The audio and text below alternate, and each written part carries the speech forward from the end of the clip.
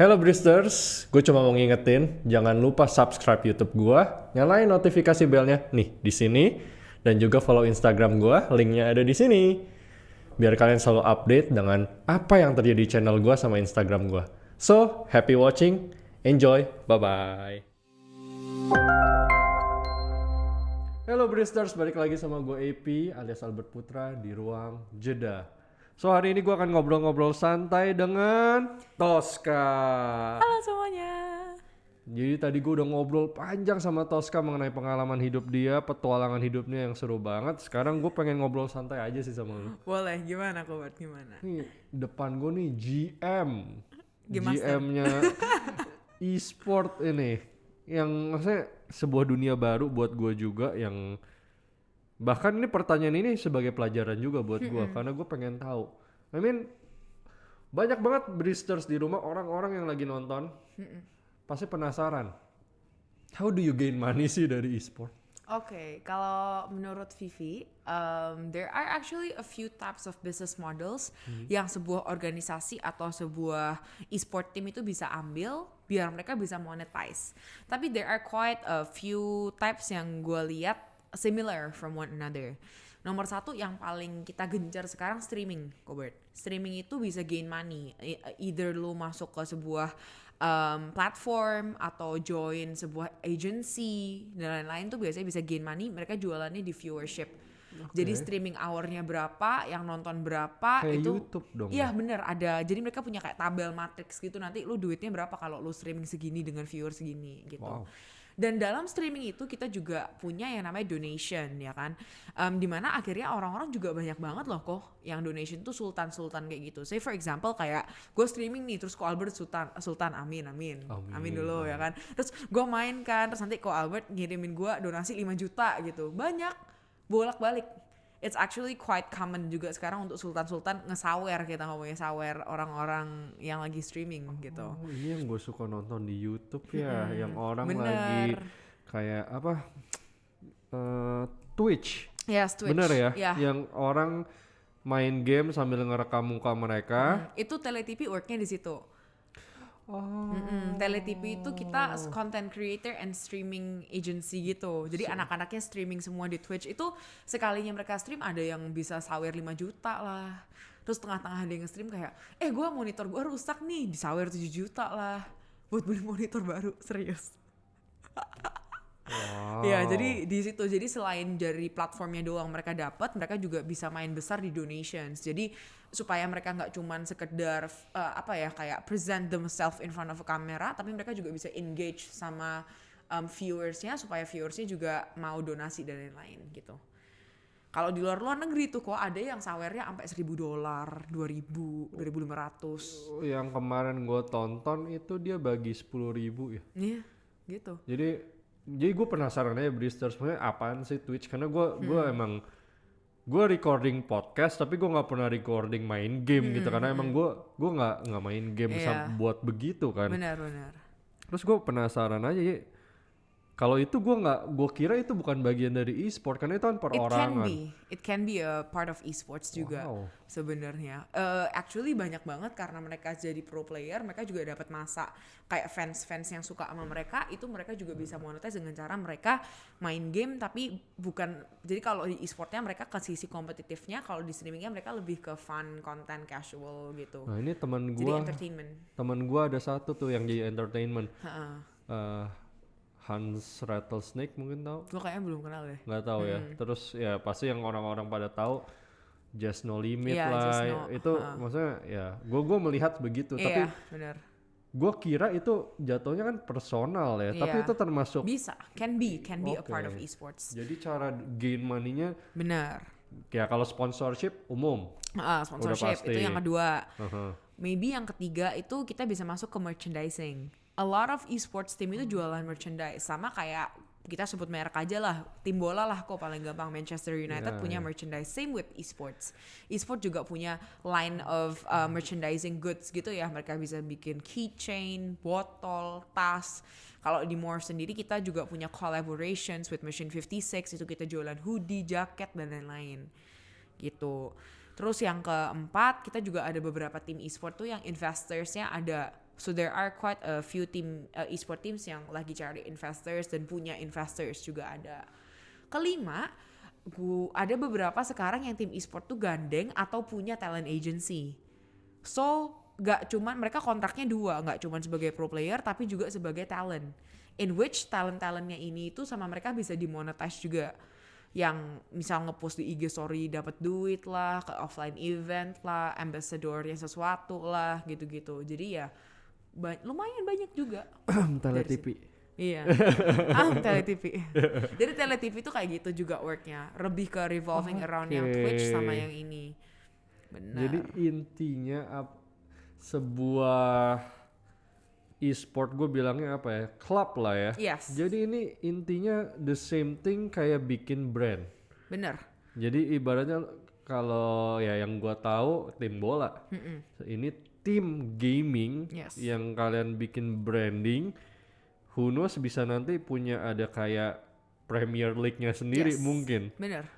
Dan kita juga dapat ini kan dari tournaments juga kok. Kan sekarang tournaments megah-megah banget tuh prize pool-nya. Heboh banget. Bener, makanya dari prize pool itu kita juga bisa dapat duit meskipun maybe nggak sampai sebanyak-banyak gimana gitu.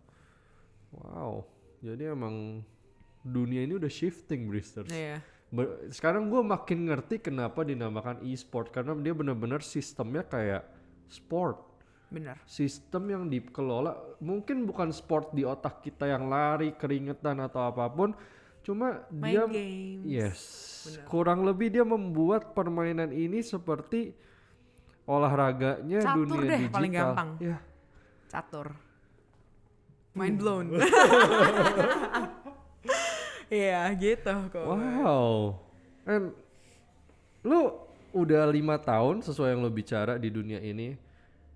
Cara pandang lu melihat bisnis ini gimana? Ya, I'm talking this is as a business ya. Yes. How you see, gimana lu melihat bisnis ini akan berkembang ke depannya? Right.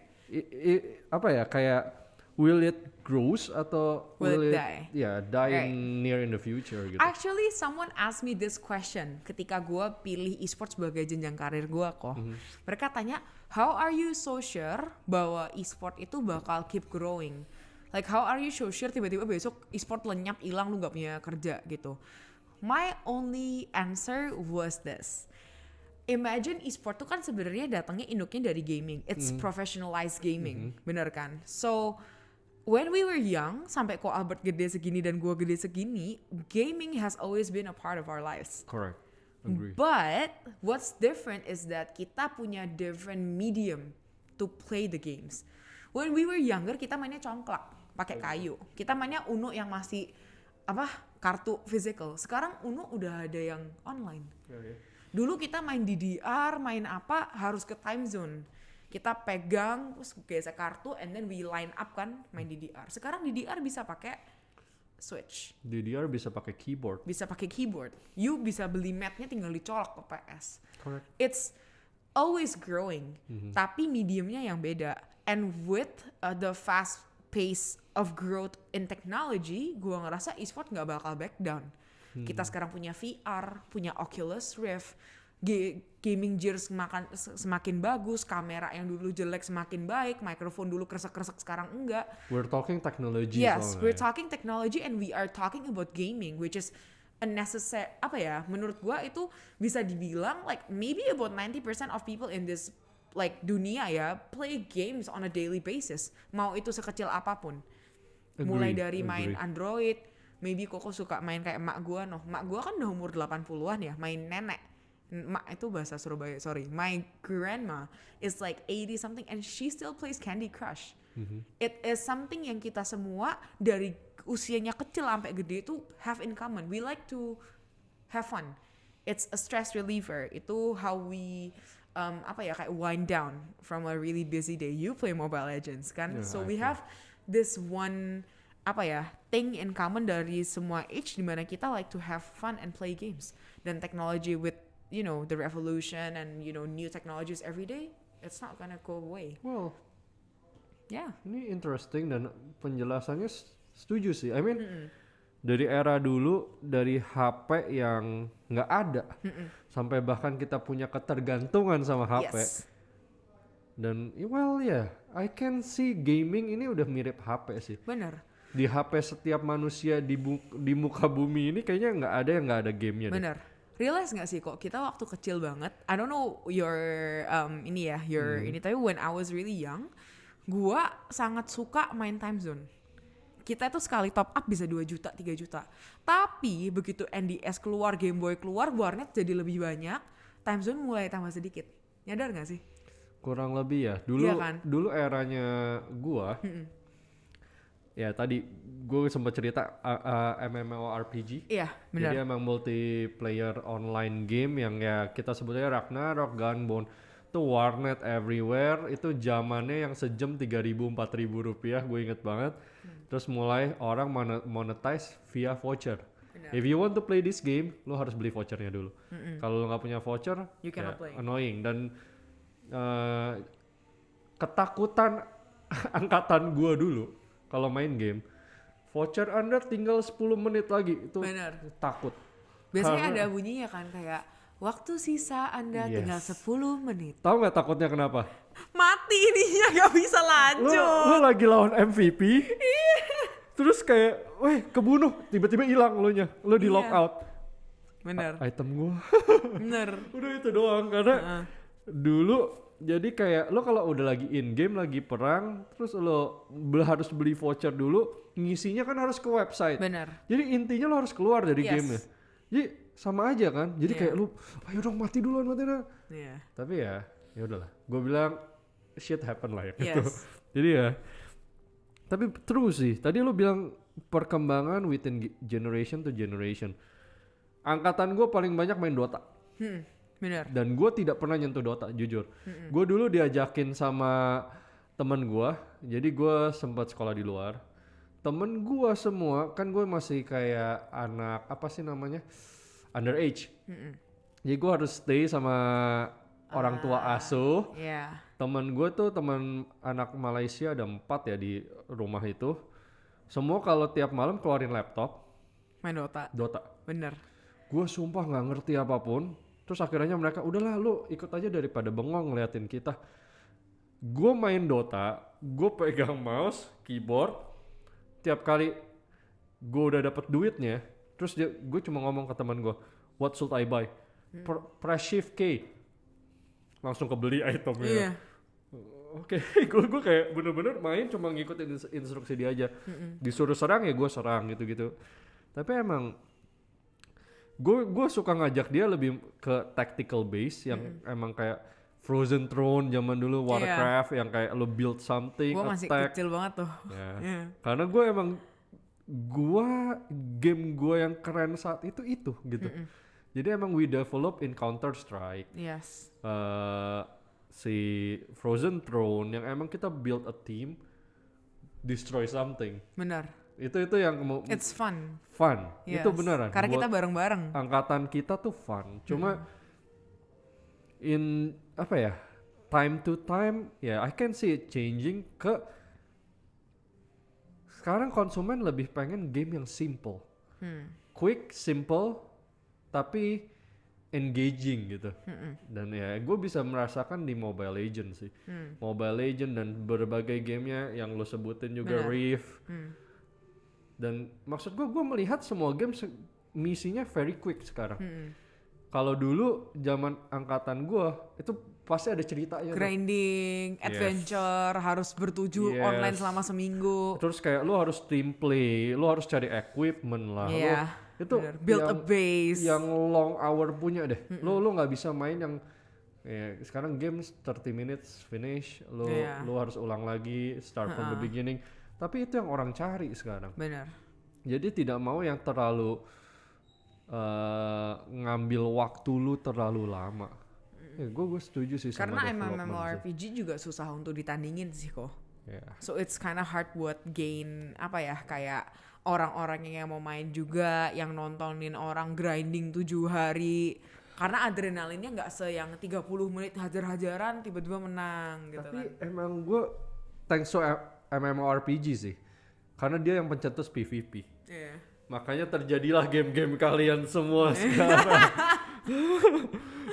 Tapi emang ya interesting how how the games change ya. Ya. Cuma kalau lo balik lagi ke personal lo nih, how you see the community grows? Maksud gua secara game ini pasti semakin besar game ini komunitas semakin besar otomatis. Tapi lo ngelihat perkembangannya gimana sih? I think menurut gue itu akhirnya banyak banget gamers as you said earlier karena banyak juga we have a change from game yang lebih simple yang lebih bisa dimengerti banyak orang. Other than that kita juga punya game mobile sekarang yang sangat-sangat naik karena semua orang punya HP kan dari kecil. So akhirnya communitiesnya ikut grow karena accessibility-nya ke banyak orang lebih masuk. Mulai dari cara mereka main game, cara mereka bermain pakai HP itu juga gampang banget. Jadi ujung-ujungnya yang dulu orang-orang nggak tertarik untuk main game seperti itu jadi ikut tertarik karena it's so accessible. It's so easy for them. Dan selain itu peer pressure. Sekarang semua pada ke cafe, Starbucks beli satu kopi ya kan, berlima sampai jam 5 malam tuh gue lihat-lihat. Internet gratis. Nah, udah gitu yang misal nih berlima kan, satunya nggak main, empatnya main, lama-lama dia pasti ngikut. Peer pressure. Jujur gue main Mobile Legend karena saudara-saudara gue main. Bener kan? You don't wanna feel left out. Istri gue main daripada gue kayak, aduh lo kalian ngapain sih? Exactly. Gue punya account, jadi Bristers dulu gue sih sebetulnya udah main lama. Cuma gue main kalau teman gue main, intinya gitu. Bener. Sampai one day grup teman-teman dekat gue pada main. Bert main dong main. Yaudah gue online lagi deh. Terus mereka kayak, wah lo bohong ya dari dulu udah main ya, level lo kok udah 21 sendiri. Iya. Mereka masih 1. Gue bilang yes gue udah 21. Tapi lo lihat isinya nggak ada. Jadi basically kalau kita bahas di Mobile Legend deh.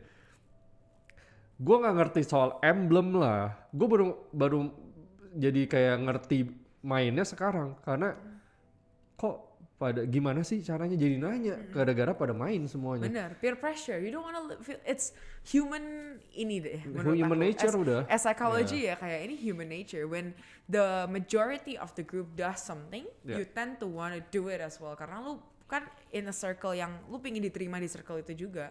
So ketika a group of people plays Mobile Legend, lu pasti lama-lama ikut Mobile Legend. Walaupun maksudnya gua nggak sampai ya, frankly speaking ya, gua nggak sampai enjoy gimana sih. Tapi ya Bristers at the end of time gue jadi ikut untuk socialize. Karena at the end of time kalau lu kagak ngerti dia ngobrol, pasti ada perasaan lu di mana yang kayak lu pada ngomong apa sih? Benar. Nah, dan di titik ini lu kan nggak bisa minta mereka ganti topik atau berubah atau apapun. Karena gimana pun kita sosialisasi, kita harus saling mengerti satu sama lain bukan? Jadinya at the end of time ya udah, akhirnya gue belajarin dan jadinya ya HP gue ada banyak game lah. Intinya game itu untuk socialize. Mungkin si Tosca juga tahu nih, Fall Guy kan sempat happening. Terus main apa tuh yang Imposter. Terus game apa lagi ya? Banyak kan? Ya, tapi at the end of time itu game-game socialize buat gue. Benar. Tapi kalau lo bilang nih, your target in the future untuk kelompok Morp ini, can you tell me? Atau rahasia pribadi? Aduh, nih? kayaknya NDA deh gue, nggak boleh ngomong deh. Tapi ya, look forward to our collaborations. Kita lagi banyak collab. Abis gini, we're gonna also have a new line of merchandises yang udah ditunggu banyak banget orang. And other than that, kita juga ada a few teams lagi grooming. Kita lagi in trial, so look forward to that. Gitu. Interesting. Jadi kita lihat kalau mau ketemu sama Angeline, lihat aja di Morp pasti ada ya, Angeline Vivian, aka Tosca. Jadi emang dia udah pakarnya lah. Anyway, thank you for sharing about dunia e-sport dan ya thank you buat ya sorry tadi mungkin ada pertanyaan yang sedikit It's okay. sedikit menjurus, ternyata rahasia perusahaan kita tidak boleh kasih tahu ya. Disensor semua. Gak surprise dong kalau dikasih tahu. Wait, check her Instagram buat tahu update-nya ya. Buat kalian Bristers di rumah yang pingin tanya-tanya, kembali ke kolom komen, tulis semua pertanyaan kalian tentang e-sport ini. Apa sih yang kalian penasarin sama dunia e-sport? Habis itu, kalau kalian nggak mau di YouTube, bisa aja ke kolom komen di Instagram gua. Nanti linknya ada di description box. udahlah klik aja. Nanti ada mukanya Tosca, muka cantiknya lagi. Nah, tulis di situ pertanyaan kalian semua, nanti Tosca atau gua yang akan tanyain ke Tosca. Semuanya pasti akan dijawab. So don't worry, oke? Thank you Tosca. Thank you, Ini Father. Tosca punya appointment lain. We can't hold her too long. Maaf guys, I'll be back. So, see you Tosca next time. Bristers, AP sign out. Salam ruang jeda. Bye-bye.